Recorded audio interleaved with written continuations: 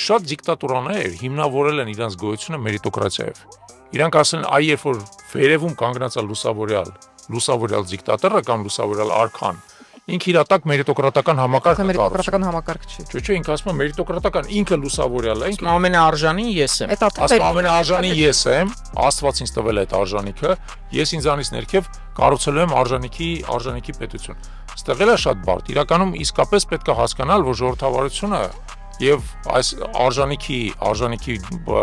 գերակայությունը իրար որոշ տեղերում կարող են հակասության մեջ էլ մտնել։ Եվ մենք պետք է կարողանանք նաև այդ հակասությունը լուծել։ Որտեղ որ անհատականությունը ու ժողովրդավարությունը կարող են իրար հետ բայց մերիտոկրատիան այդ ինչ որ բանը չի, էլի, որ ինչ որ մեկը վերևից որոշում է ով ավելի արժանի, ով ավելի հենց այդ է, որ մերիտոկրատիայի լավագույն ապահովման համար, լավագույն ապահովման համար քեզ պետք է ժողովրդավարություն, ուրիշ ոչինչ է մերիտոկրատիան այդպես չի ապահովում։